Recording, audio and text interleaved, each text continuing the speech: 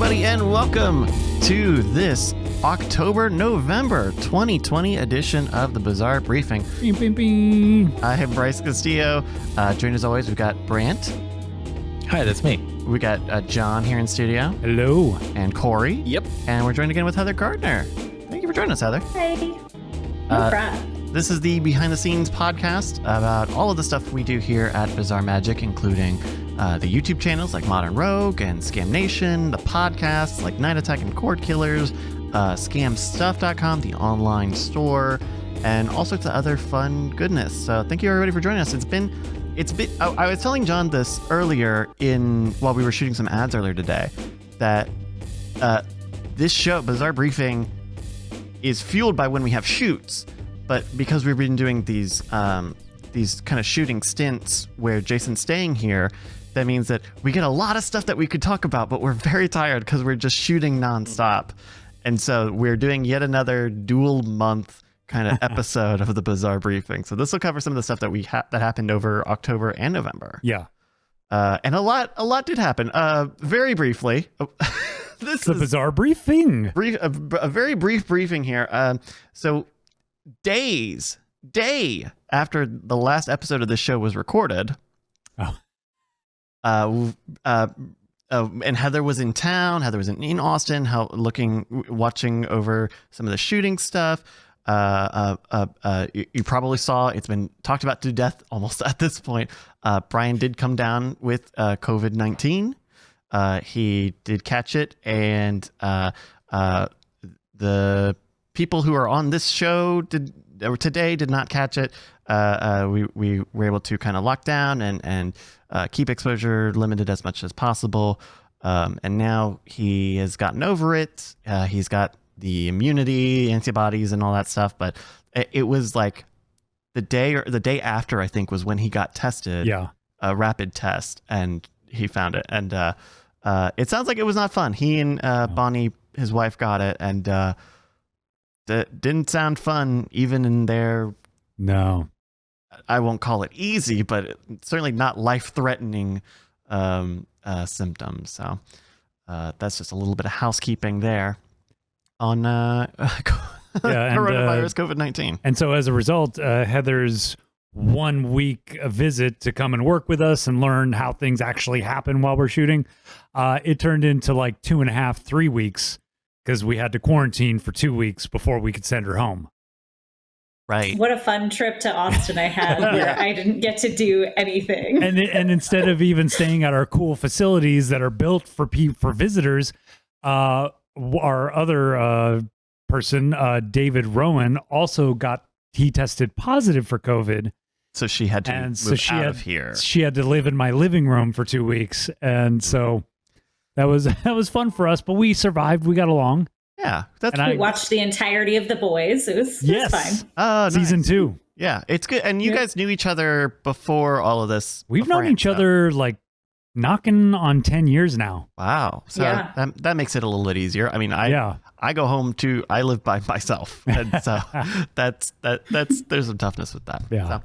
So that's a little bit of an update. And part of why this show is another dual month episode is because we did another Modern Rogue shoot, another 2 week or so shoot. I don't even remember the things that we shot. I don't know what things that we shot because it was 2 weeks ago now at this point. I think what we had talked about doing was like on one of those last days of saying, we'll do the Bizarre Briefing after a shoot day. Oh, yeah. And that never happened because those days were long and tiring. But that means we've shot a lot more Modern Rogue stuff that'll be continuing to come out through December and into the next year. Yeah, we got this year covered at least. So that's a little bit about that. Briefly, before we get into some of the Modern Rogue stuff, because a lot of Modern Rogue stuff has happened, I did want to talk about some Scam Nation stuff. While we were doing another shoot with Jason here at the studio, we got to take a day and do some more Scam Nation episodes with him, and they were a lot of fun. Jason and Josie have very compatible energies, I feel like, and those episodes ended up being very good because in both of them, Jason or Josie was like the Confederate was kind of in on the prank or the joke. And so it was kind of a fun 1-2 punch of Josie does the water bottle prank on Jason, and he was in on it for the oh gosh, what was it? The brain drain where you clench your jaw and you can feel it in your temples. So those were fun. We also had a video come out this week, or I guess last week as we're recording this, with a special appearance by Justin Robert Young on the phone playing the government, which is a lot of fun. I think that was something where it's so funny. I think I did end up using it at the start of this video, but between episodes, Josie, one of the other videos we had shot that day was a card trick, and at the end of it, Josie goes, "Oh, you should teach me another card trick." And so we end up having to take a big break, and Brian goes and calls Justin and fills him in on the whole thing. But unfortunately, we did not actually record her saying that. It was right after we stopped rolling. But I think in all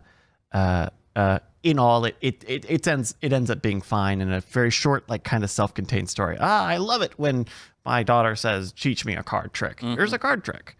But it would have been nice to be able to splice that, but it ended up being very good. The last Scam Nation topic is a little bit of a tough was a challenge, let's say. We did the replicate an impossible object video in November, and was it this one? I think it was. Now that I think about it, was it? Oh gosh, I don't even know now. Oh, this is great. One of these episodes around this time,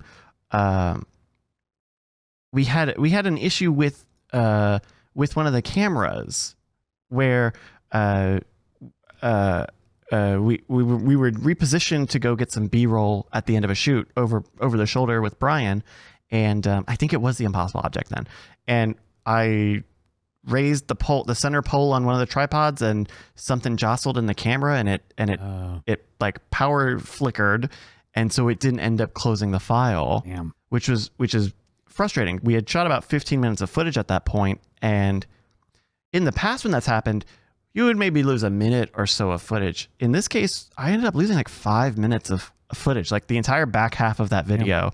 We just don't have that camera, which was unfortunate because that was the one that was moving around, and in the video we covered it up with voiceover, but it was supposed to be Brian makes it and then Josie makes it, and we don't have any footage of her making it at that point because the camera was lost. So we got a little bit of voiceover of Brian saying, "Let's do it together," and you can see her fiddling with something in the background, and so it ended up saving it.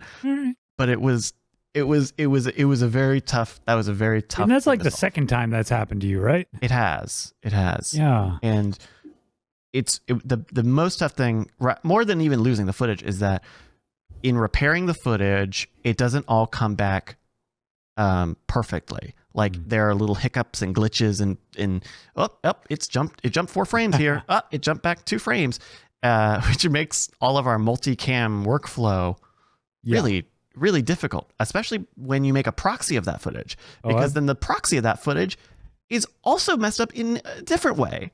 And so you edit it in one way with the proxies, and then you have to go in frame by frame basically because they're so small of jumps. And even then, I think 3 or 4 very little blips made it into that video. Yeah, I've dealt with that before. I shot some lectures for the James Randi Foundation, and they were all shot on tape, and so they had to be transferred over Firewire. And Firewire it's not a perfect system to transfer tape to, an MPEG. And so you should do AVI with. I don't know.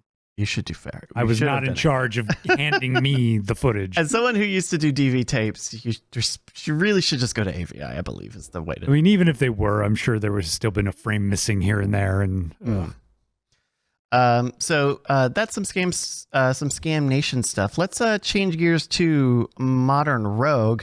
A lot of videos have come out in the past 2 months. In fact, we've just got a super long list here. John, guide us down this list here. Well, let's see. The first one, what do you got there? Candy wine? Candy wine? I didn't put that there. That would have been Heather. That's a good one. Yeah. Heather, tell us about candy wine. I just thought this was a really fun one. I liked it a lot. And I'm working on another gross video right now, so I wanted to go back to this one. So this was Jason had concocted these, right? It was me. Well, okay. Yeah. Jason came up with the idea. He was like, "Hey, we should do." I don't know if it's the next episode up, but we did just regular wine, homemade wine using grape juice, and then so Jason was like, "Hey, we should do something dumb like Skittles." And so I went and grabbed all the Skittles and whatever dried candy they had at the store, and then put them in a blender, and then did the yeast and whatever. Oh, so you didn't separate them out? Didn't? What do you mean? So in college, I made Skittles vodka, and the way that you do that is you separate the colors, and then because they each have slight chemical differences. Yes. I guess. No, I just put the whole bag of Skittles in a blender with a touch bit more of sugar in order to make the mixture right, and then yeast and water, of course, and then let it set for nearly a month. I think it was about 3 weeks in a warm room, and it makes its own alcohol, about the same alcohol level as wine. Mm-mm. And you did this with a few other different candies as they explore in the video. Yep. Mm-hmm. How was it putting that together, Heather? Not too bad, but I had to redo that graphic. I had to change that graphic so many times. Which graphic? So that was fun. The one that says their guesses. Oh yeah. Oh yeah. You were on it a second ago. Mm-hmm. Yeah, because because they kept changing their minds. It was like slight adjustments that needed to be made. And there were... I think it was a combination of me and Brian giving her notes. Yeah, that was the only real tricky part. And yeah, I did a little trick where Rex didn't technically guess Play-Doh. He did give a correct, not the correct guess, but he did give a real guess, but it was funnier to leave the Play-Doh in, so I did. There's the graphic. Yeah. Very cool. Well, that's the candy wine. And so there were a couple of those. That's the first one of them to come out, right? I think the regular wine came out first. Oh, gotcha. Homemade wine. Yeah. Okay, very cool. The next one we got here, daiquiri. I think I was not there for this. Tell me about the perfect daiquiri. I just like that I snuck in some sort of political subtitles in this one because I ended up going on a deep dive, learning about the history of rum.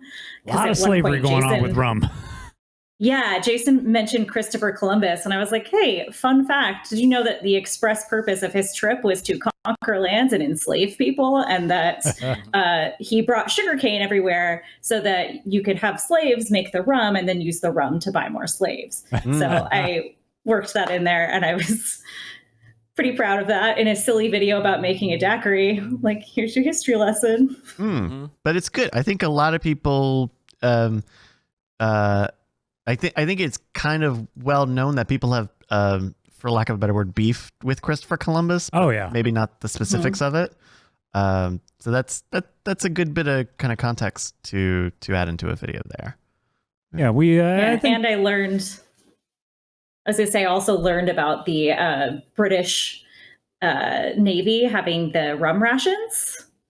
I did not know that until Jason mentioned it, and I went on a deep dive about that too, that they actually rationed 8 ounces of rum to sailors per day. Wow. Oh, per day? Per day. That's a lot of rum, man. That's a lot of rum. Yeah. I guess it beats brushing your teeth. When you don't have Colgate, I guess 8 ounces of rum a day will do you. Wow. Man. Jesus. That's I think that's what people also dig about the Modern Rogue is we do these behind the scenes deep dives on things. Cool. Daiquiri, how many, that was with Trevor. How many Trevor videos ended up getting shot? 3. 3? 3 total. So we got 2 more. Nice. We got one on zombie drinks and one on what else, Heather? Painkiller. Painkiller. Yeah, painkiller. Oh, okay. That's the Nice. name of a drink. It's not a Yeah. Okay. I woke up today and I was like, I could use an Aleve smoothie though. I mean, Just give me an Advil and Coke, and hey, with a little rum, and you got a painkiller. yeah. Yeah, that's Very exactly what's in it. another one. I mean, just plowing through these. Smoke arrows. We made smoke arrows and they worked. This was an interesting one to shoot. We all are Pun intended. Heather, we were here on shooting that one here at HQ. How was that? That was fun. Heather did a good job of going dramatic in the opening. But if you go to the opening, Brian was like, no, John, you got to make this obnoxious. So I took Heather's perfectly functional dramatic, and I made it very obnoxious. So I think it's like right at the opening. Mm-hmm. Yeah. I was just like everything I could grab from fucking, yeah. I see all the special effects. Every video co-pilot asset I had. I think that explains, because I think when I went to go watch this, I didn't watch it all. I think I intentionally just skipped ahead to the bit when we said you were going to do that, and because I think later on there's none of those effects. Oh yeah, and that's quote unquote the joke, is that you see what we did at the very beginning, and later on you're like, oh, so that's where the beginning came from. At least that was me and Brian. That was our hope, that people would get that. Okay. So you should have watched the beginning. I should have watched. I'm sorry, I didn't. The planning of that episode was a crazy one too. Yeah, that's nothing like what we initially were going to do. Really, that was all. A lot of that was audibles on shooting day from Brian and us, just kind of working out what we wanted to do. Mm-hmm. So now we were going to shoot basically targets and stuff, just regular. Just a more normal shoot, but then we decided to come up with a story of people squatting in the wigwam out there. Yeah. Which we've gotten a little flack for that. I'll admit. Maybe not a good time to be shooting arrows at the homeless. I do remember distinctly that part of the shoot and going, there's an eviction wave coming. Yeah, but right? then again, like, hopefully people stick around and saw that it's Jason and Brian running out of the house. Hopefully that there were some people who wanted rent forgiveness. Yeah. Oh goodness. I had an instinct to like try and cut that joke out, and then I realized it was in there way too much, and there's no way I could cut it out. Yeah. Well, there's smoke arrows. This one was fun. Pepper's Ghost: The Secret of the Pepper's Ghost Illusion. Wasn't this out by last episode? No, I guess it wasn't. I looked that up. I was like, wait, this had to have been out. No, because look at that guy's hair. Oh my god, my hair was so much shorter. Because we recorded the Bizarre Briefing on September 22nd. Got you. But you didn't actually release it until like... It doesn't matter when that episode came out. Look. But yeah, so that one started off with the little skit between me and Annalisa. Yes, which was fantastic. And I did we have a brand new feature, editor commentary thing that we will get more diligent about doing now that we've finished our huge block of shooting. Mm-hmm. But I did a little editor's commentary discussing that video and how it all came together. And it was mostly Heather's baby, but at the end I had to make a few special effects work. How was, starting from the beginning, how was putting that skit together, Heather? Because I know when we shot it, we did maybe 1 or 2 takes and, or I guess 1 or 2 full takes, and it was completely like not scripted at all. And I know that for me, when we edit stuff that's kind of unscripted or using multiple takes, it can be tough because there's not as much continuity or storylines change drastically. Yeah, I was kind of amazed how easily that worked out, because I took the best bits from each take and it would be like wildly different, but somehow it all worked out together. And I gotta say, man, Bryce, both you and Annalisa were really good. Like Annalisa is perfect at doing just that neutral mask, like, hey, I'm just telling the truth. Mm-hmm. But Bryce, you have a great way of delivering, like a punchline, just like that lingering, like I mean, maybe it's from Arrested Development, just that lingering dead punchline of, and so it just turned out to be, not a help, but a hindrance. And, it's like, I remember watching the skit multiple times. I was very proud of my performance on that. No, you nailed it. And then it even like part 2 of the skit is like Brian going into the warehouse and encountering the Jason Pepper's ghost. And this one, a lot of the reason that I dug in after Heather had already worked on it is because I was mildly embarrassed by some of my lens and camera choices. Really? Because like I went with my nifty 50, that I've had forever, just because I finally was able to bring it to our set. But really, I should have gone with the Voigtlander because it was not nearly like that. I had to fake a lot of that. The shot of Jason? Like I had to isolate Jason and brighten him up. Oh, really? And like I had to do a lot of fucking post work on this. Oh, wow. I didn't even know. Yeah, it looks good. And the funny thing is it popped even more in person. Yeah, it's in person, very visible. It looked fantastic. But in post, I was like, damn it, I went with the wrong fucking lens. And so I had to fix a lot of that myself. It came out looking really nice. I think trying to shoot in the soundstage as if it is a dark space is not something we've done too much of, I don't think. And I think it ended up looking really nice. Yeah, because I mean the soundstage gets almost perfectly dark. Yeah, I think the unfortunate thing about the soundstage is that the insulation, which is nice, is white, which is not great. In terms of just trying to keep. Oh, was that Heather's Star Wars wipe? Yep, I love those. Fucking loves her Star Wars wipes.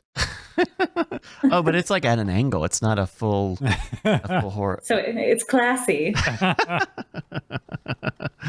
Anything else on the Pepper's Ghost? Did you have to? How did the end result come out of the actual Brian to Jason effect? Them doing the actual like transformation. Was there any kind of? Well, again, there was quite a bit of After Effects going into that. Yeah, I'm not gonna lie. Yeah, I remember us kind of running and gunning that half of the shoot, and I mean it does look pretty good. I think if for having put it together very, very quickly. Yeah. I think it looks good. And the fact that we were using barn doors instead of just switches, and it was, yeah. Yeah, it's unfortunate. The lowest setting on these light panels is not off. Oh, yeah. That you go to 0 and it's still pretty bright. The full LED panel. Yeah. So that's Pepper's Ghost. The crystal skull, making a sugar crystal skull. Yeah. Yeah. That was a fun one. And Corey, you were on this one. Yes, I was indeed. Yeah, so this is another one that started off that we were just going to do the bottles, the sugar glass bottles. And then we expanded it out to... We modern rogued it. Yeah. We did a level 10 on it and created a big monster head using the mold of Jason's head. How long did it make to make that crystal? Oh man, so I started making bottles probably about 3 or 4 in the afternoon, and I finished making all the bottles in that head probably about 1 a.m. Oh wow. So it took a long time. It's big. I love his head is still concave. Oh yeah. Yeah. I used basically a full bag of isomalt. There's probably like 3 pounds of isomalt to make that head of Jason's. And this one was also started with is it Raiders intro? Yep. I know someone had put together on Reddit a not just someone, a sneaky editor named Heather Gardner. Oh, it was Heather made this one. Yeah. Oh yes, the burlesque baker hero. Oh my goodness.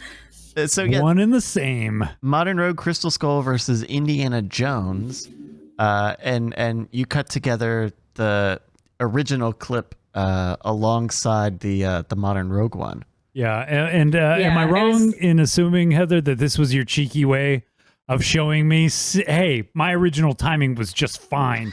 You didn't have to speed it up so much, man. Kind of. Oh my Mostly gosh. too, I was impressed when I was cutting it. I watched it side by side and I was like, you guys got it exactly right. So I tried to cut it so that it was Yeah, because exactly Heather did give me like the way it was. Heather's original cut was like the genuine article, the real McCoy. And then Brian looked at it, he's like, no, you got to speed that shit up, John. I'm like, all right, I'll just chop it up. But I do love the side by side. That's very good. Yeah. That Turned out really good. So is that side by side? So that side by side is your original cut, Heather? Yeah. Gotcha. Because the one I made is like 1/3 the length. I just butchered it. That's what I do. I'm a producer. I butcher. Okay, sure. Yeah. Yep. Speaking of butchering, another. That's right. The Desperate Defense videos finally came out. Yep. The ping pong. What are the other two? The turkey baster and I'm gonna get it. You got it. Necktie. Necktie. Oh, Heather, That's don't. right. I wasn't gonna ruined get it. it. I'm sorry. I wasn't gonna get it. So I think we did at least talk about this last episode that there's only 3 in this week of Desperate Defense because they have kind of extended intros or extended cinematic sequences. Yeah, Jesus, I couldn't imagine doing a full week of the intros we did because they were very this was dramatic. Intense. Yeah. How John and Brandt, how is that on the shooting side of that? Because I'm sure. I gotta say that's more of a Brandt question because I was only there for part of those shoots. Gotcha. Yeah, so I wasn't there for the necktie stuff, but I was there for the rest of it. Mm-hmm. And I find that when we do, one of the nice things about the way that we typically do episodes with 3 cameras locked down on tripods and it's just the guys talking or whatever, and you kind of point the cameras at the same spot for 45 minutes and then you're done. One of the nice things about that is that it's very streamlined, and the people behind the cameras don't have to make too many choices. I mean, you have to make sure that stuff is framed up appropriately and in focus, but it's just kind of like pushing through it. But something like this, where you're trying to get a bunch of different shots and you're trying to come up with solutions to problems, and you're trying to like be creative, and you're trying to tell a story, and that really just bloats the shoot time, I find. So it's like, one of these videos would be an entire shoot day, right, for the most part. Yeah, I mean the ping pong, maybe 2. The ping pong one I heard was especially long, but even the turkey baster one, that was pretty much the whole day. I think I remember going into the turkey baster one, and the idea was, okay, well, these will be smaller now that they're the subsequent ones, and it did seem shorter, but it was long enough where we couldn't do the necktie in the same day as the turkey baster. Yeah, it was pretty physical to shoot too. Injury counter. It was Multiple an injury injuries. counter shoot Yeah, for sure. with a fucking turkey baster. You That's guys. right. It was when it went in your mouth. Was that right, Corey? Yeah. You cut the little thing underneath my tongue. Oh no! Yeah, the little that's the worst connector part. thing that Oh, goes that's from the the bottom of worst your part. tongue. He can Gene Simmons now. Watch. Yeah. That's not for, I don't need to see it. This is a family not suited show. for all viewers. Wait, is this a family show? No, it's not. I'm But out. I just don't want to see it. Yeah, but when he was jamming a turkey baster down my throat, my tongue got caught and he ripped the thing. Oh Jesus! I survived though. Oh, And Brian hurt his hand shoving it into your mouth too. Yeah. Because I threw him off of me, and then so he landed. Bryce, you got to show this moment in the editor commentary where we actually show the work that Heather did that I completely. It was the metallic hand you were just at. Mm-hmm. Oh yeah. Because in the original video, Oh my God. I forgot to basically. John. I spent so much fucking time. Wait, hold on. Set working- me up here. So, take a step back here. So this is this is the ping pong paddle Desperate Defense video. Yes. And there's a graphics shot of a metal hand over Brian as he's kind of swinging it at the desk. Yes. And the backstory. My fault. My bad. I had put in Heather and I had put in so many hours in the dramatic intro that by the time it got to the talking portion, I was like, no, it's probably just fine. Whatever. And so I released it, and it had this literal like color bar screen of missing footage. Oh, in the published video. Oh, that's the public video.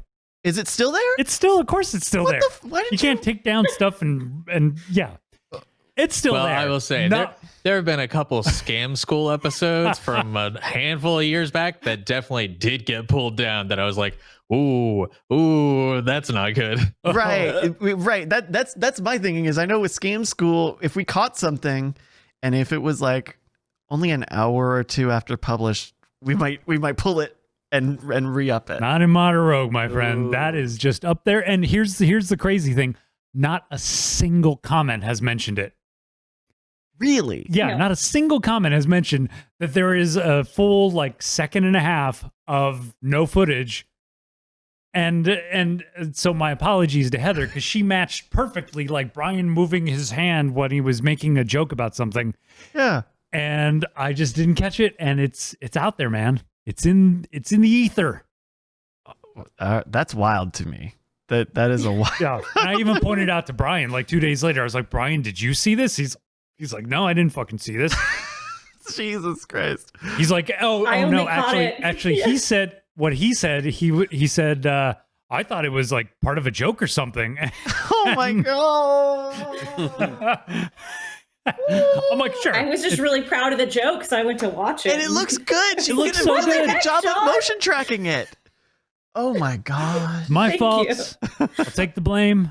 And so this could be cut in the I guess the editing commentary for that. If you are a Patreon For the patron, very cool. So speaking on those commentary tracks, what's the deal with them? So these are going to be a new a replacement Patreon reward, basically. I don't want to call it a replacement, just a new Okay. thing we do. Mm-mm-mm. You know, a new fun, like, because to me it's fairly simple to just rewatch with, you know, like a screen capture Mhm. and go through the actual edit kind of step by step and like, oh man, remember when we did this? Oh yeah, I had to add that After Effects thing. That was cool. Yeah, I believe it's going into the bonus content section. A bonus content section. Yeah, for the Patreons. So Yeah. you know, we just have like a general, and you'll get bonus content, and so that's just kind of going Gotcha. Yeah. there. Gotcha. And it's been a little slow recently because we had like a full, you know, 2 weeks of shooting hmm and it's the holidays and blah blah blah, excuse. So Well, I'm sure people will be hungry to watch more stuff like that. yes. I think that is a cool idea. And then some more here. This is a video on scam stuff. Brian and Jason accidentally make a podcast. Yes, we decided to, in this particular shoot, utilize some of the downtime. I actually wasn't there for that. I was editing at that moment. You were lucky. That was a very long shoot. Yeah, and it was so long that Brian just started his whole, you know, night attack game. Like, hey, let's think of funny questions for each other. And so it just turned into this like fun little Brian and Jason podcast. Hey, can I tease something right quick? Oh no. Sure. Sure. Hey, Are you going to be a liar in a few months? Is this a there real thing? It's a real thing. Okay. All right. There might be. You can't tell anybody, Bryce. You can't tell anybody. Shh. But there might be some Yeah, redesigns. Bryce. there might be some redesigns of the Patreon, and Uh-huh. in the $5 level, there might be a Modern Rogue podcast coming. Oh. Just saying. Oh. Sounds like you're threatening him right now. Just saying. Don't tell Yeah. nobody though. I'm scared. Interesting. News to What are me. you gonna do about This is the point of this show, to learn about all these things. What are I you don't going to know do about. about it, Bryce? I mean, I don't know. I usually produce the podcast, so I wonder what. We might be redesigning a lot of the Patreon stuff. Everything probably- is changing. I mean, that's probably good. I mean, the Patreon stuff really, I don't think has changed too much Yeah. in the few years since it's been up. Yep. I mean, Now, Jason, Annalisa, and then Brandt helped out a bunch, and then of course me, looking at keeping what works now and then expanding into new ventures. Should be a lot of fun. So more news on that very cool. coming soon. Coming soon, everybody. Patreon.com/modernrogue. Yeah. ROGUE. That's cool. Yeah. I mean, with the podcasts. Hey, I said don't tell anybody. with Cord Killers and Night Attack and Weird Things, those three have each have their own Patreon, and the episodes get published to there, but those also haven't really like been re-upped, and so there's still some things in there that is, let's say, legacy promises. Yep. In terms of like on the Night Attack one, like you'll get voting shares when we record comedy albums, thing they haven't done in quite a while. Or I think on the Cord Killers one, the one for the $5 an episode level, you do still get your name in the credits. We update those every couple of weeks, but then like inner circle emails, like that has never ever happened. The Weird Things one especially had like all these huge goals of like, if we hit $10,000, $100,000 a month, we'll do Weird Con, and I know that one of the next goals on Weird Things, which is still maybe out of reach, is like, we will officially do a video version of the podcast. Because even though we stream it live, and Leon, who runs BBpedia Videos, uploads the archive of the stream, we don't have an official Weird Things and After Things video feed, which occasionally people ask us about, but it's kind of not feasible at that level. Another more recent Modern Rogue video that has come out are the Alcohol Rockets upgrade. Brandt. So yeah, Brandt, this one was one of yours. You want to tell us a little bit about it? Yeah, it was an interesting episode. It's a follow up to the previous the build of Satan's Trident, or whatever the bottle launcher object is named, and yeah, so they kind of wanted to science it up a little bit, get some viewer suggested improvements, and just like make the bottle fly through the air better, and we did some tests, and we measured, and then I got things put together, and I was like, hey, you know what? It would be great if we had some more science stuff in here. So I recorded some more science stuff and went out there with Corey, and we tried to get it to work, and it kind of didn't for a lot of the time. You guys tried to use the fence kind of as a measuring tool at some point here. Science Jason Murphy. We marked off some 10-foot measurements with tape to get a measure of the speed over that distance. And yeah, it was pretty good. We got some okay data, not many samples, but I think it's fine for what this is. The one thing that I gave kind of a rough explanation of what's happening there, but my explanation is kind of like based off of model rockets, which I think are like applicable to a certain degree, because it's like, these bottles are only accelerating up to like a couple feet, and then the rest it's just kind of like drifting through the air. And I think the model rocket stuff is a little bit more for like acceleration for a long period of time. But it's kind of the explanation is kind of similar to how planes work. So there's some commonality there. The one thing that I wish I had noticed beforehand, and wish I had been able to do a little bit more research on, is somebody in the comments mentioned that the bottle was spinning, and that helped with its stability. Which only when looking back through the footage, I could see that the improved bottle did have like a slight spin along its longest axis. And it wasn't enough that it was like, oh yeah, this is a huge factor, but I'm sure it factors in to some degree. And I would have loved to have like researched that and included it in the explanation, but what are you going to do? Deadlines. So I have a question about this for John and Brandt, because John, you were there when we shot this. Yeah. And Brandt, you did the editing on this.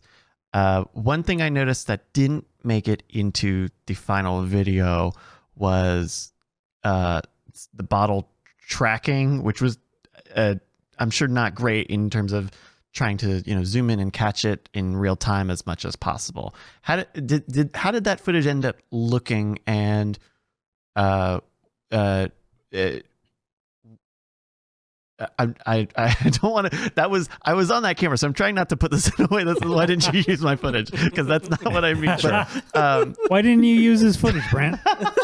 I asked you to. No. And like but like and that is like trying to. We had this with the card throwing episode, and both of the times we've done card throwing episodes, both on Modern Rogue and on Scam Nation. It's very tough to follow something moving fast. In camera, and so a lot of times it's just that footage is not super usable. Brandt, why didn't you use this footage? Yeah, so I can go over that. And also remember there was sort of a similar thing with the modified Nerf dart gun video. We had test shots out next to the warehouse that was like, oh, let's see how far this can go. And I had to, we only had 2 camera operators or whatever, and we needed one couldn't cover the wide shot, so we had like this super wide shot, and I had to like look at sub-pixel movement to track the Nerf darts because you couldn't see them; they were so small. Yeah. So here, so we used that shot just a little bit, but not too much. I think it was in order for that shot to really work, what you need to do is do something kind of similar to what we did with the javelin throwing video, or the, what is it called? Atlatl. Atlatl.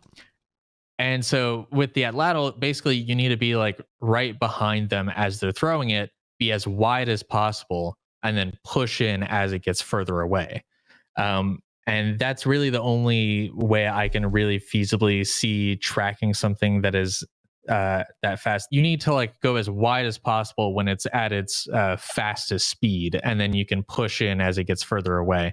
And that's kind of how you would reasonably track it, because otherwise it's like, yeah, you could kind of predict when it's going to shoot and then like pan over and follow it, but it's always it's not going to be timed up right. And also, like, these bottles are clear against a bright sky. So it's like they kind of just blend in. Corey, why didn't you paint the bottles? Well, that would be dry. If we had used maybe those like kind of green tinted bottles or something, like a Sprite 2-liter or something. Yeah, then maybe that would have showed up a bit better. Where's my Diet Mountain Dew bottles, Corey? The day we filmed this was not the original day that we had scheduled. In other words, like, this was oh crap, the thing we wanted to film today, we can't. And I'm like, well, I guess I have bottle rockets ready. And so then we filmed that. We had lots of schedule changes this time. Yeah. Also, a thing that happened with that zoom is that the camera was set to, I believe the camera was set to autofocus. So there were a lot of shots where, or maybe just the focus drifts when you zoom in and out. Which it does, because it was the kit. These kit lenses are slow to autofocus, and they just decide to get out of focus when you zoom. They just don't keep the focus as you translate. So yeah, there were a handful of shots where it's like, you kind of track it, but then like once you land on the spot or whatever, then it's a bit out of focus, and it takes a second or so to get it back into focus. So it's like, I just kind of, use the more usable parts of that kind of stuff. Gotcha. Well, that's good. That's good feedback to know. Because that was when we were shooting it. I was watching it as it was happening. It was a tough thing to kind of track. I will say though, the one bit of footage I am very upset did not make it into this footage, because I was really proud of it. Was tracking the bottle into the to the foil there. I played back this footage. I checked it. I caught that damn bottle on the way out. Brandt. But I'm sure there was a good reason for it. Oh, Brandt. But, yeah, I don't really remember that. We're gonna need an alternate cut on our other channel. We're gonna need the Bryce cut. The Bryce scam stuff. I was just so proud that I was able to track it just at the right exact moment, the right exact speed as he shot it into the thing, and it was anyway. Cool. That's the upgrades to what? Stop. That is the upgrades. Was Bryce on the tracking camera for the paper airplanes? Because that could make you feel better about that. Paper airplanes? No, that was It was probably me. I was on some of it too. I was up top. John was downstairs. Me and John were both downstairs. Yeah. Oh. I think John was tracking that because I remember being on that sheet and being like, I can't see it. There's just, you can't fucking see White any paper of them. against a white sky. Like, Yeah, it's very similar to what Brandt is talking about, but there was one super wide shot, and I kind of used that to figure out. That was mine. I was on the wide on that one. Okay. Everybody pats in the back for Potpourri. What you needed to do was make paper airplanes out of Sprite bottles. And then, where's my Diet Mountain Dew paper airplane? Future episode. So we have a few other topics here, Brandt, of a kind of a technical nature, and I'm really interested to get to them. One being what looks like a fascinating vocal chain setup. It looks like for processing audio. Can you run us through this chain just a little bit? So we've got a screenshot here of the Ableton Live effects rack with quite a few effects here from left to right. Can you break this down for us? Yeah. So I'm kind of experimenting with it. I just to like kind of make the process a little bit easier and less tedious. Although I haven't quite figured out how to get like, I don't think there's a good way to do ducking. I mean, like I could sidechain stuff, but that's not going to sound right because it's like there's so much. Brian and Jason stand so close to each other when we shoot that there's so much like bleed in between their mics. So I'm trying to do like manually duck things down, but I want to automatically compress things up because when I'm doing the process, I'm manually doing both. I'm compressing the parts where they're speaking, or I'm like normalizing everything piece by piece, and then I'm dropping down stuff when they're not speaking and when other people are speaking. So I'm hoping to automate half of the process. Oh God, please do. So as I'm doing this, I should say I don't really know what I'm doing. So these are just things that I put in here right now. He's a modern rogue. I definitely looked at this and went, he's got a lot of fucking compressors on this chain. Okay, well, so what's happening here is the first step is a compressor. It's basically taking everything that's quiet and it's bringing it up to be louder. So that's the first part.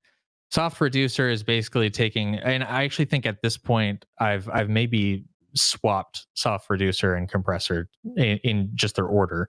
But soft reducer is basically taking the really quiet parts and just dropping them down a bit more.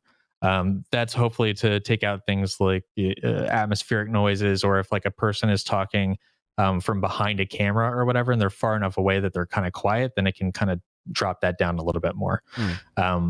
But I've kind of applied that a little bit less than is maybe in this photo. Then we have speech enhancer, which speech enhancer I should probably get rid of. I just put it in there because I was like, they're talking. I would like to enhance the speech. That sounds like a good idea. Sounds true, yeah. And this is a multi-channel compressor that looks pretty aggressive. Just at my initial.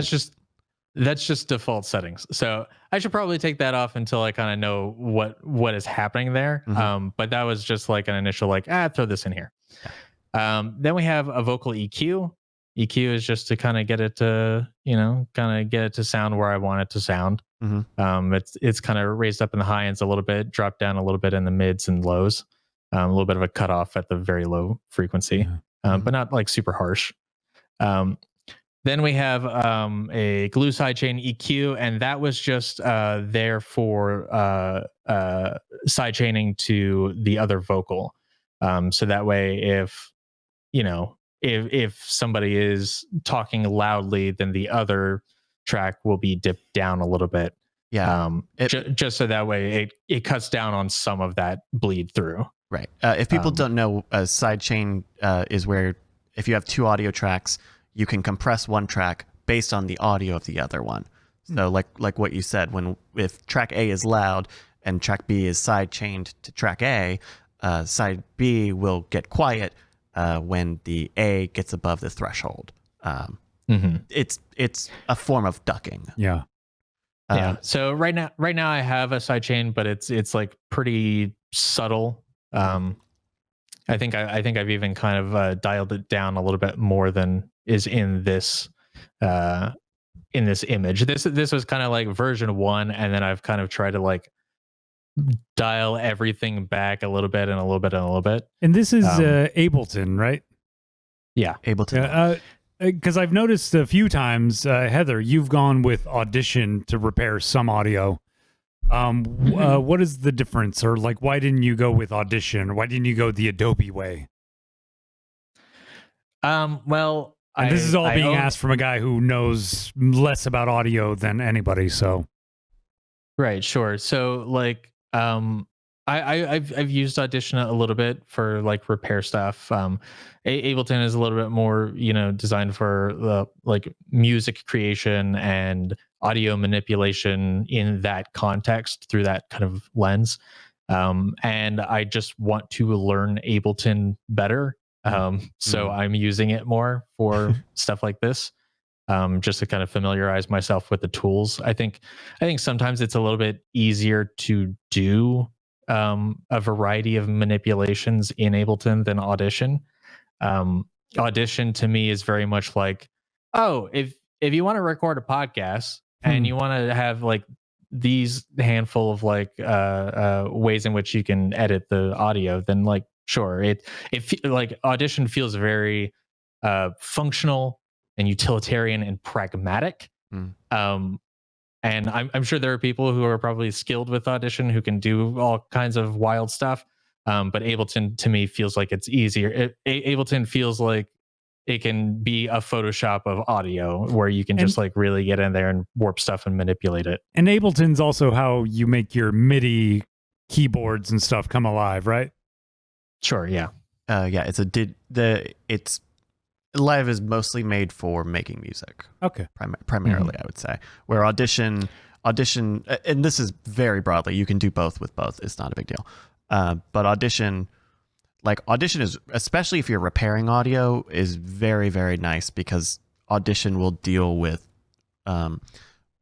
rendering out and like actually lossy affecting audio clips. So you can dynamic link and send stuff around through other Adobe stuff.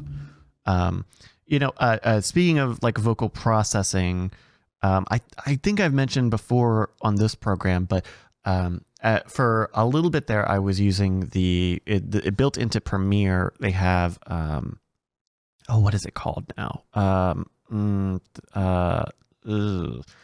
It's Essential Audio. Oh. Like they have Essential Graphics, so they have Essential Audio, which is kind of like how it is in Audition, where they've kind of got panels that are a little easier to use, and those all apply to different effects. So you would say like, hey, here are all my vocal clips.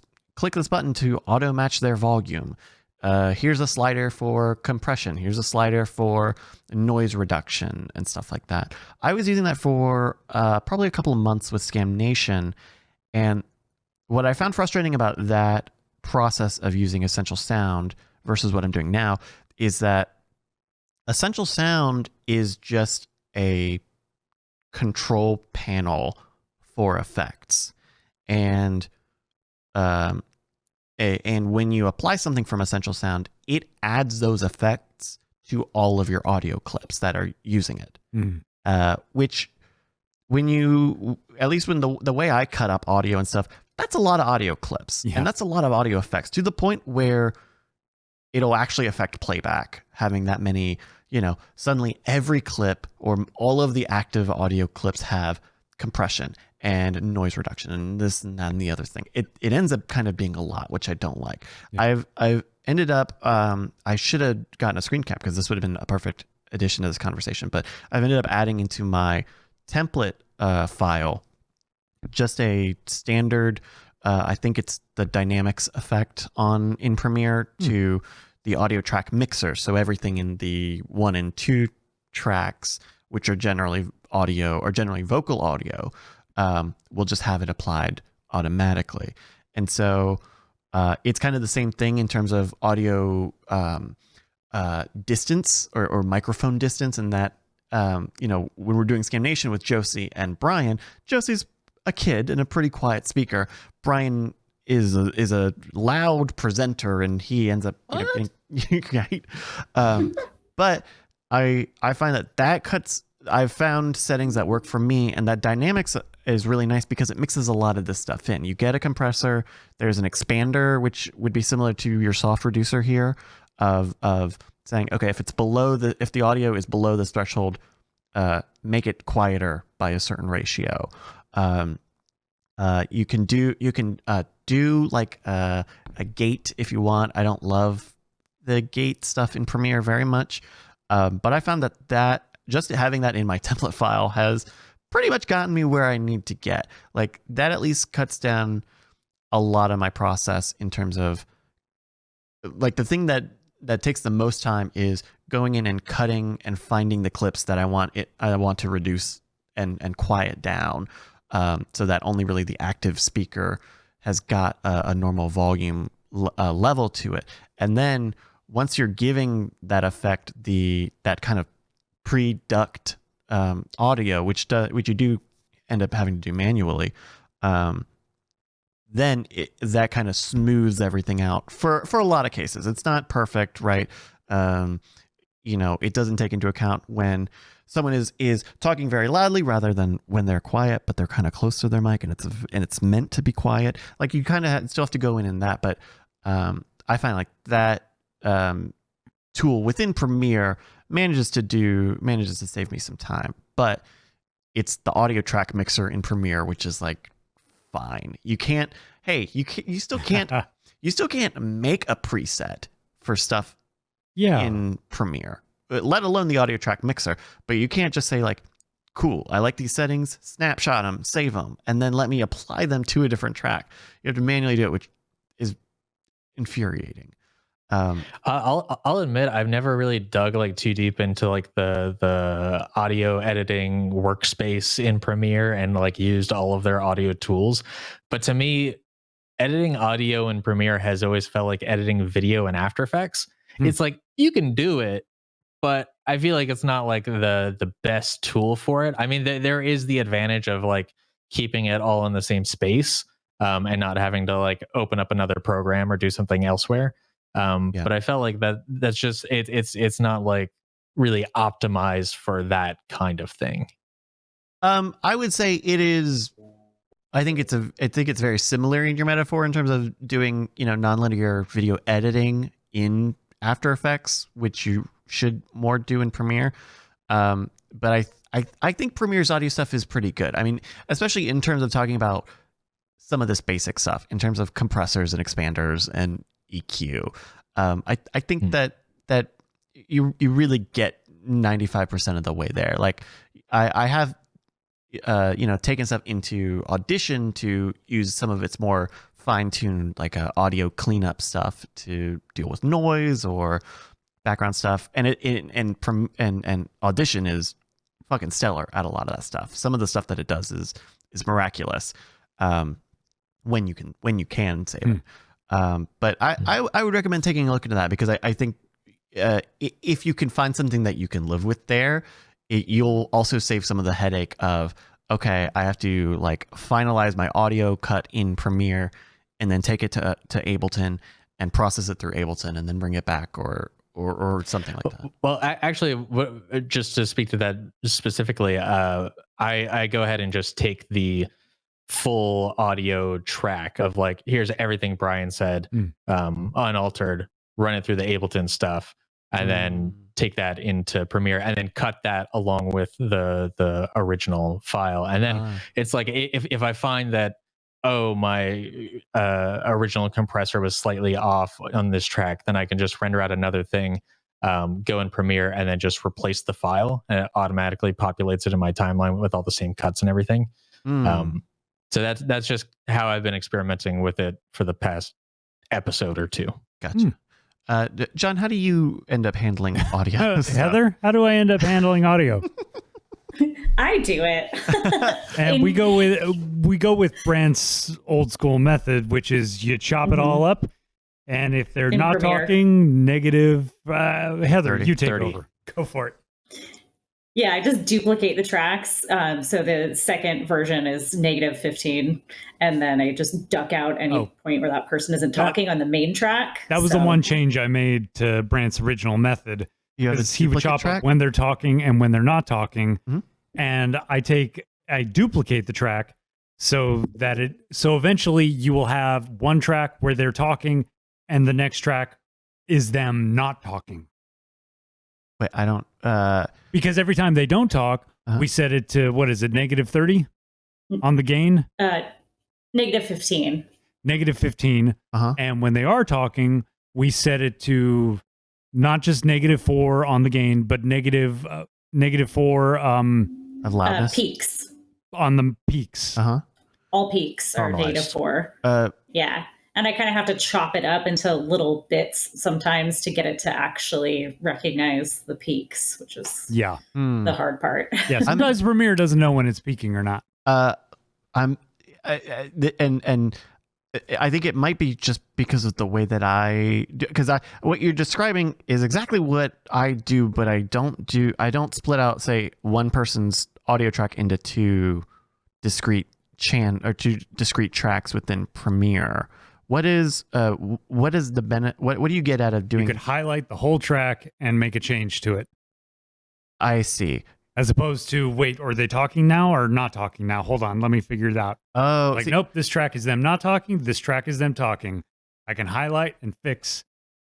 You know what I do? Just because what I'll do is I'll cut them up in that same way, right? Talking.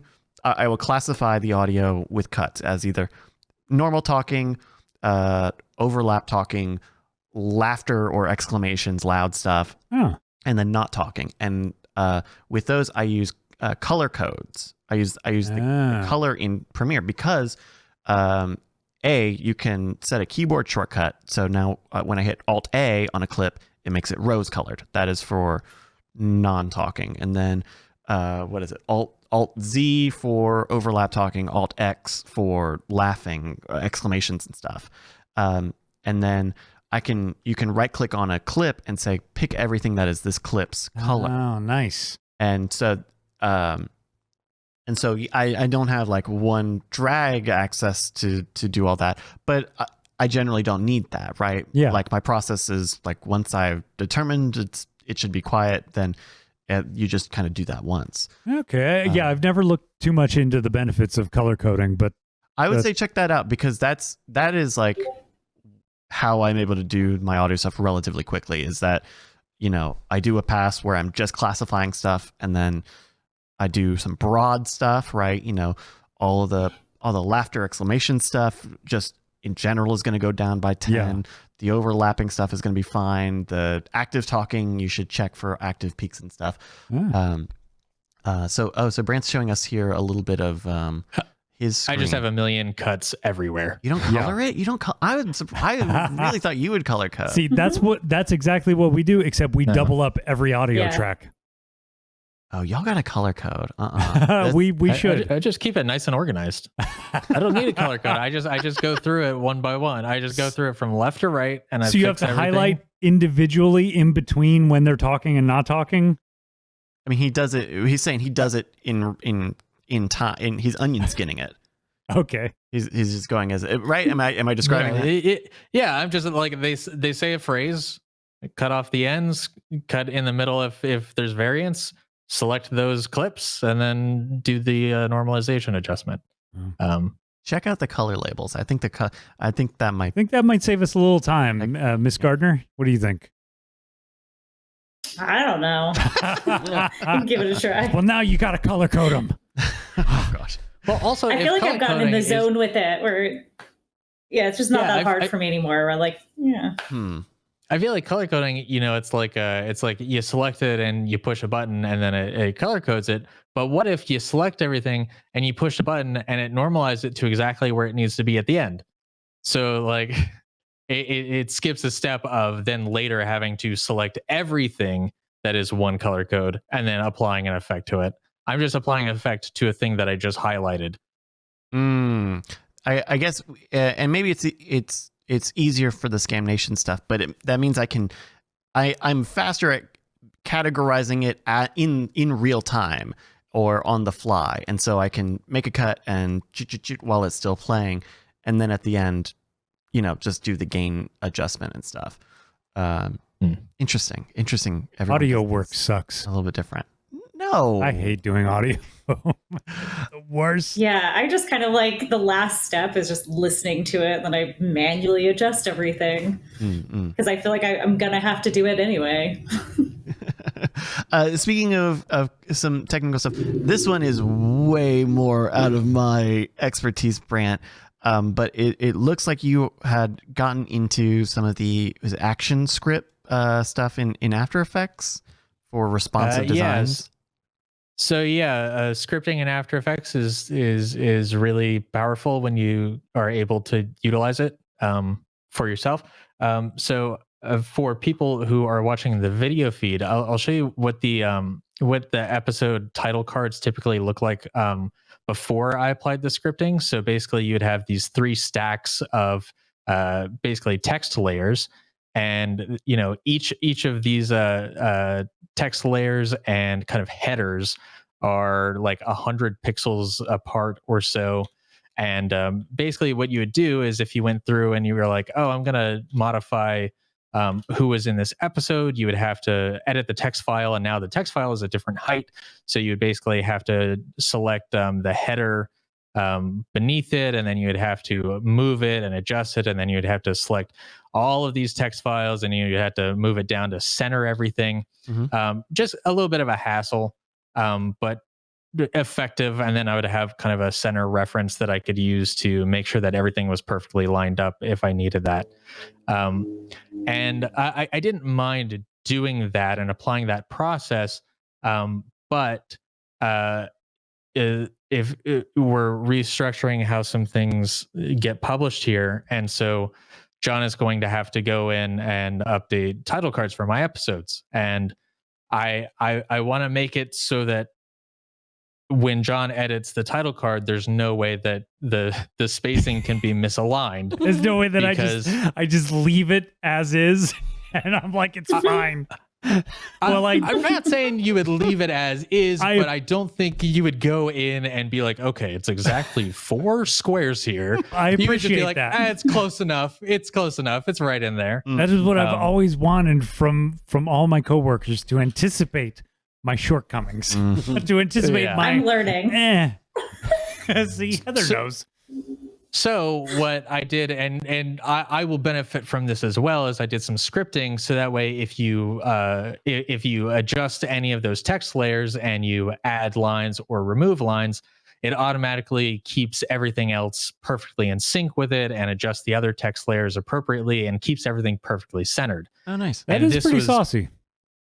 It was basically a full day project. It was such a pain. Because you would think it'd be easy enough to be like, okay, well, select all these layers, treat them as like a cohesive system, and just keep it vertically aligned. There's a button that says keep it vertically aligned, and you would think it would be easy enough to just do that. But then it's like, okay, well, so first you have to like understand that there's a hidden property of text files that is like the rectangular height of the layer. And it's not really revealed anywhere, but it's like in the user manual. So you have to like utilize that. And then you'd have to say, okay, well, at every increment of time, measure the height of this text file.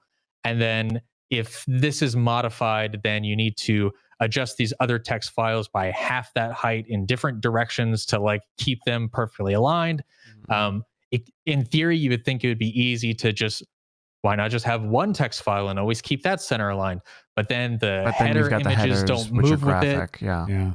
And so for the record, Heather, we will update our new title cards to this title card.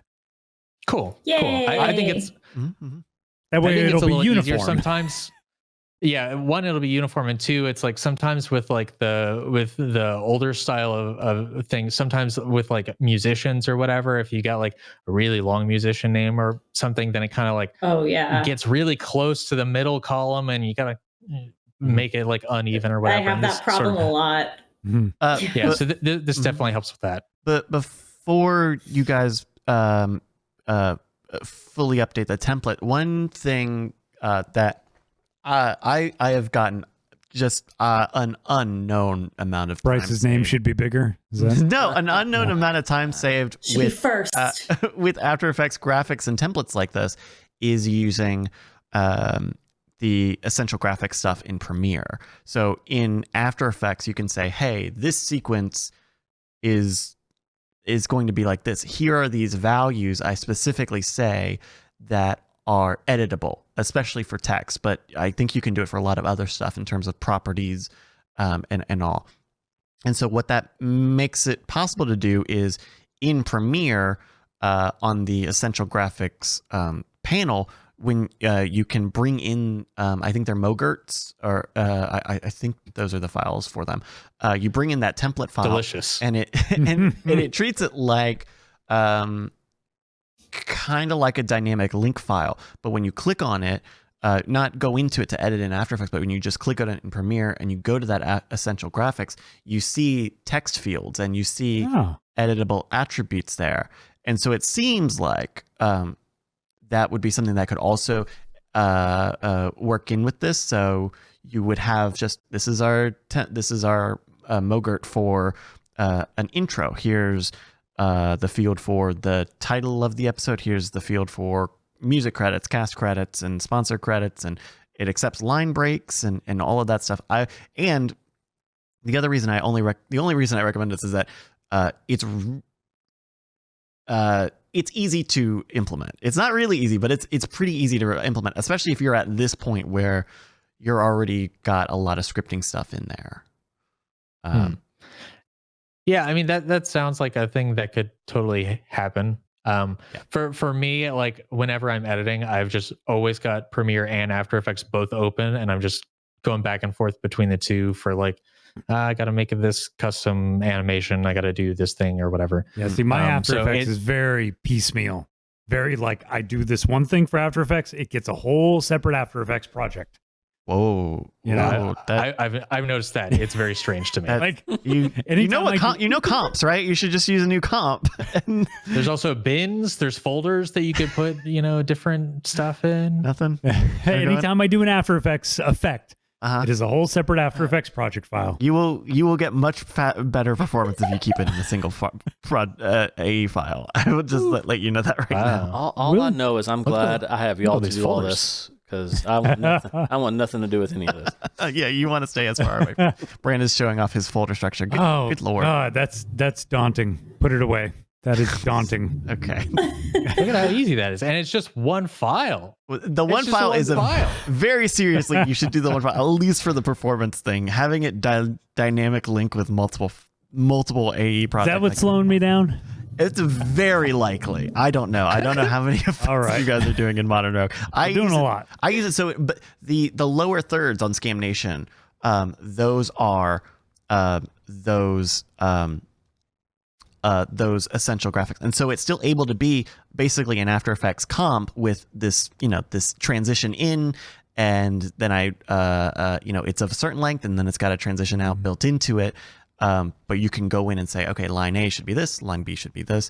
And in fact, I need to go in and update it again because now they support, they initially, I don't think when I initially made these that it supported line breaks, but now it does.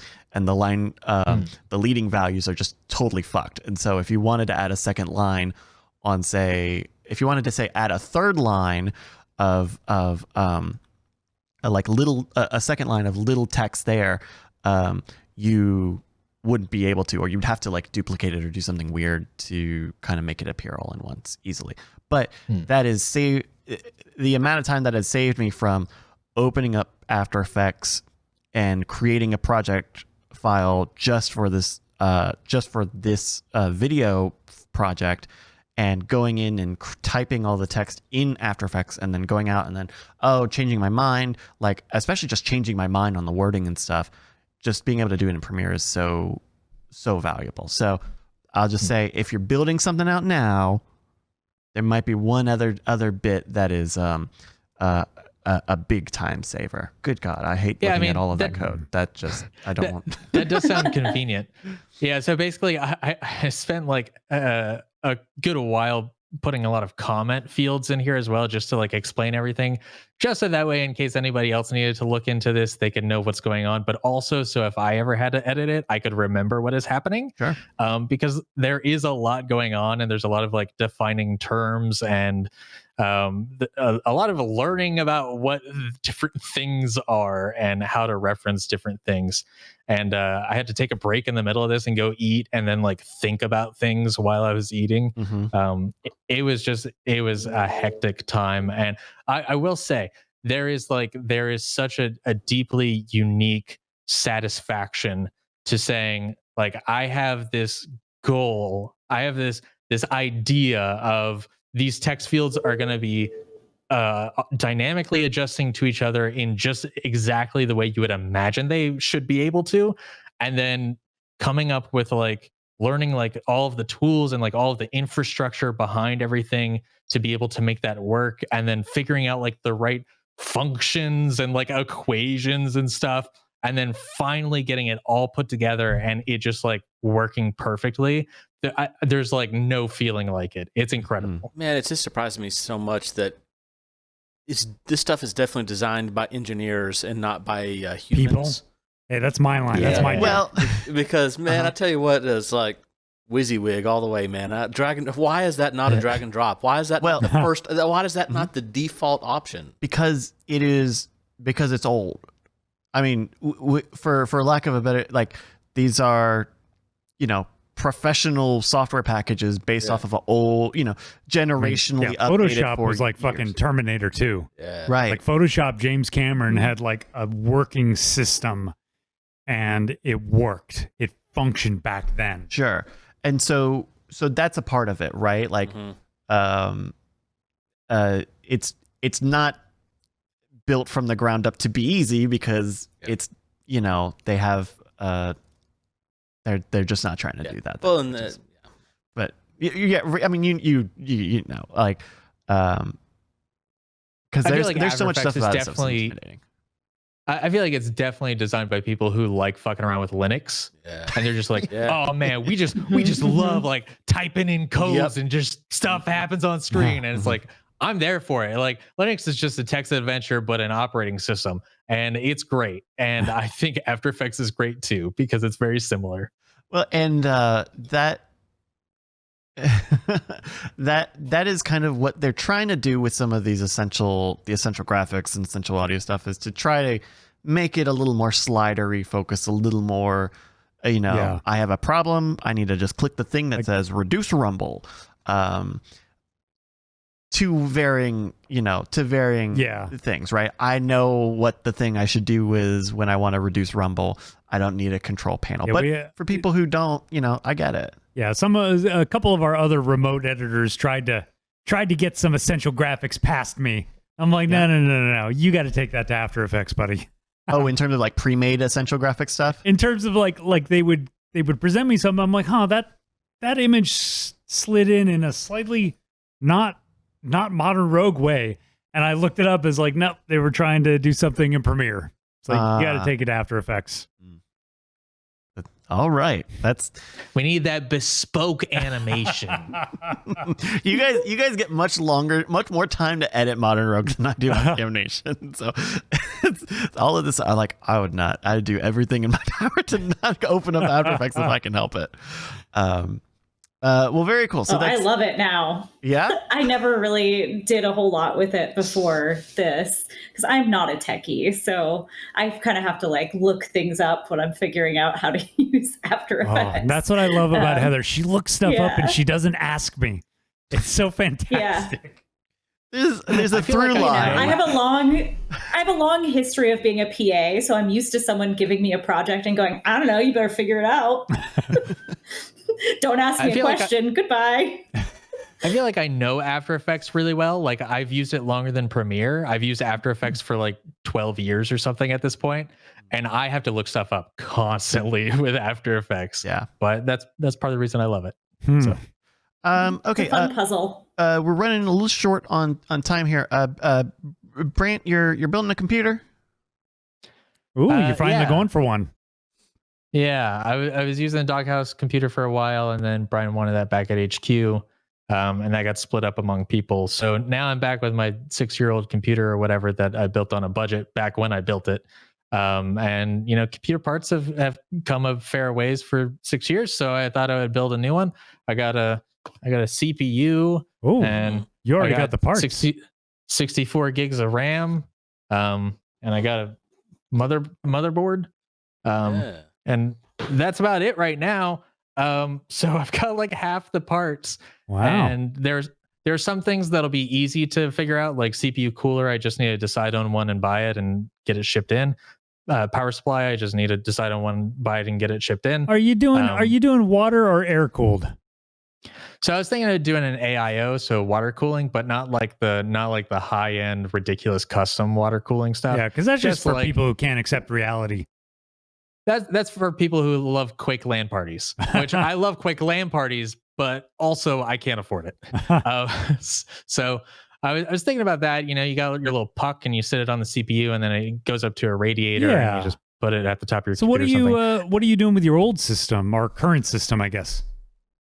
So I don't know. I was thinking sometimes I live stream, so maybe I could do like a 2 PC setup. Maybe I just kind of keep it around for like a diagnostic troubleshooting stuff. Maybe I don't know yet, because I think my current system is still functional, but it definitely is showing a lot of drag and wear over the years, and it's like, something that on the Doghouse computer would be a 15-minute render is an hour long here. So there's like real tangible downsides to staying with it as it is. And it's been long enough that I feel like I could do a whole revamp. Okay. But yeah, I haven't totally figured out what to do with that yet. What video card are you going with? So 3070. I would love an RTX 3080, and that's what I'm planning on. Good luck. It's just impossible to find. Yeah. So I have push notifications on my phone for a bot on Twitter that lets me know whenever new stock comes in on 3080s, 3070s, 3090s, and 3090s come in every couple days. There's like a couple units here and there. 3070s, not too often. 3080s, basically never, except for today. Today, like Best Buy had a whole list of RTX cards, but it was at 10 a.m. and I was asleep. So I woke up and I was like, oh, cool, all of those are gone. So I'm just kind of waiting for some kind of stock, and then I'm planning on buying a 3080. I also have a nice case that I've ordered, but it's on back order, so who knows when that'll come in. And then once I get all that stuff, then I'll be able to build it and have a nice new computer. Awesome. Nice. Yeah, I had been considering upgrading my computer as well. It's about 4 or 5 years old now. But I think I ended up.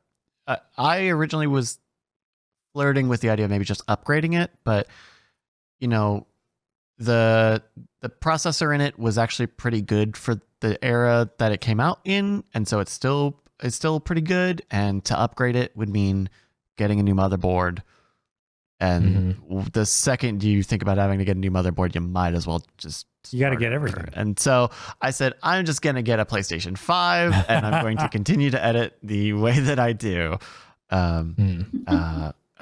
Which apparently I was very lucky to get that PlayStation. So. Well, best of luck to you in getting those computer parts. It's a madhouse out there. Yeah, it's rough. Let's do some off-topic stuff very quickly. We'll go down the list here. John, why are you watching Laserdiscs? Well, okay. Quick story. Okay. I have a Laserdisc player, and for Christmas, for kicks, I'm getting some people actual Laserdiscs. Heather received a Laserdisc for her birthday. Ooh. And it's just a fun thing because you can't actually watch a Laserdisc unless do anything with it. Unless you are somebody like me who owns a player.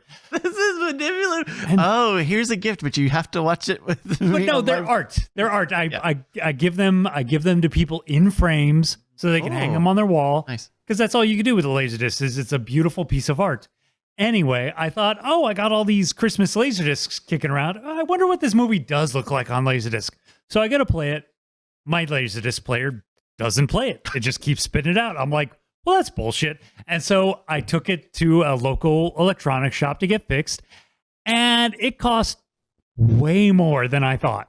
Really? Like they were like $85 down, and whatever extra is, you will just take out the difference. Okay. I'm like, okay, fine. At the end, sum total, it was about $260 to fix a fucking Laserdisc player. I mean, it's older technology. I don't know the extent of how bad it is. If they told me 260 to make it work back to, So it's working. I wouldn't pay that much, but I understand the price of it. Yeah, I get conceptually, I get it. And so anyway, I'm like, what am I going to do? A historian to fix it. What's that? The historian. Oh, Yeah. And so I was like, well, I already paid the money and they already have it and they already fixed it. I got to pay. So I paid. And I'm like, well, I have a functioning Laserdisc player and I happen to own every Laserdisc ever made of Northern Exposure. This is how I'm going to prove that it keeps working. So I just put on my Northern Exposure Laserdiscs in the background. And once I was done with those, because they only ever released like 10 episodes, I just started watching the series because I have the series on DVD and on Plex. And so I just started watching it, and hands down, one of the greatest shows ever made. Okay. 100 episodes. And yeah, it's a philosophical, whimsical, beautiful show. And I just and I don't say this lightly. I have probably the biggest collection of Northern Exposure memorabilia, maybe with the exception of some props master living in LA. Wow. I think it's you. Yeah, it's me. Yeah, oh yeah, Heather's lived in my apartment for a while. Yeah. And so I just started watching those on Laserdisc, and now I'm on this whole Northern Exposure kick, and I'm like, ooh, I need to add that to my reading list because they talk about a lot of literature in that show. And so that's my story. I have an antiquated piece of technology, and for the record, for anybody out there, Laserdisc sucks. the picture quality, the sound quality, it's garbage. Yeah. But it's fun. There you go. I love Laserdiscs. Heather, you moved recently. Yeah, I was going to tell you about my new standing desk that I got for free that I'm very excited about. I'm now a standing desk person. But now I want to tell you about my VCR. Oh, God. Why do you have a VCR? It's a great question. So I haven't had my own place for 5 years, and I've been moving up and down the West Coast like my whole life. So my entire life has been in a storage unit. And so I go to unpack everything, and there's my VCR and a massive VHS collection. Help me move. We're like, what is wrong with you? Throw it away. But I refuse. I'm very proud of it. And I think that's why John and I are friends. I have a dual deck VCR. Oh. And one part no longer works, but I'm not taking it to get fixed. What? No, don't. It'll cost you $300. Yeah, I know. Apparently. Jesus. Yeah.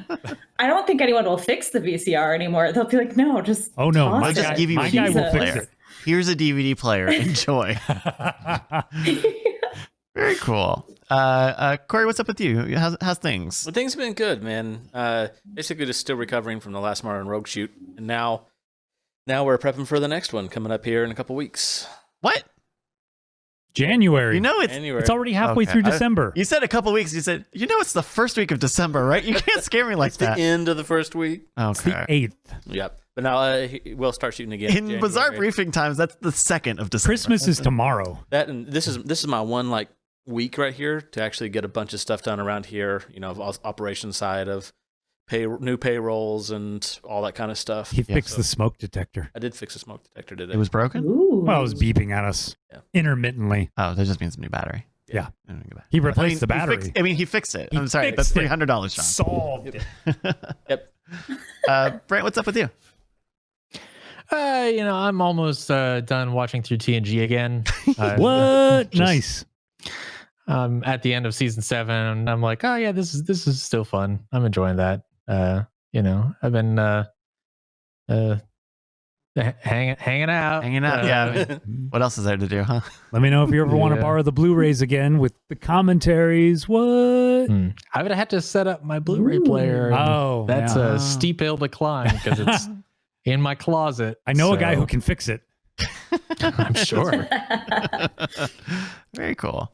I am also doing the same, trying not to go crazy at home. On Thanksgiving, I did a big Was that 10-hour stream of doing all sorts of Thanksgiving stuff. Did dinner at 3 p.m. like you're supposed to do. We watched some football with Madden. We did some marbles racing. We did a bunch of Jackbox games, cooking stuff. I made these Thanksgiving tacos that were heavy, to say the least. Too much turkey, or it was definitely too much meat. I ended up cooking a half pound of ground turkey, which is well, maybe more than I needed. Kraft mac and cheese on top, cranberry sauce, some salsa. Wasn't there something else in there? Potatoes? And mashed potatoes. And I also homemade some mashed potatoes. So sign me up. It was good. It was very heavy. I would cut back on the meat a little bit. I would try to find a vegetable to add some crunch. It was the other thing. It was very soft. That's a lot of soft foods in a tortilla. Yeah. Mm-hmm. Needs a little vegetable crunch, something in there. But that gotta have that crunch. Gotta have some crunch. Some green beans. Yeah. Green. I've tried green beans in a taco before, and they're too tough. They're too tough, I think, because you got to bite through the skin and on both sides. I've tried green beans. The grass is not exactly green on that. Maybe Doritos. What? Maybe Doritos. Crunch it up. That fixes everything. Actually, we have a Modern Rogue video. Fritos. You should check it out. Well, that's just a corn tamale. First off, that's just a tamale that you made in a Doritos wrapper. But Fritos, they put Fritos would be good. That would be solid. So we did that. We did a bunch of stuff. I still need to get the archives up on my YouTube channel. But that was a lot of fun, and I'm trying to figure out if I should do something for Christmas, because it was nice to kind of be with everybody through the day and give them something to do on a day when most people are off or dealing with family or not seeing their family. And so doing stuff like making hand turkeys and then looking at everybody's hand turkeys on the stream and giving away gifts and stuff was fun. It was also very, very tiring. I would probably maybe recommend not drinking a liter of pina colada throughout the day, because a lot of pina colada.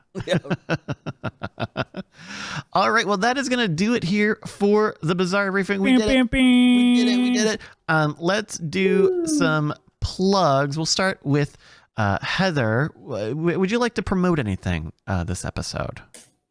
You can follow me at Burlesque Baker, and I might just start doing my YouTube channel again, which is Burlesque Baker. Now that I have my own new place. Apartment.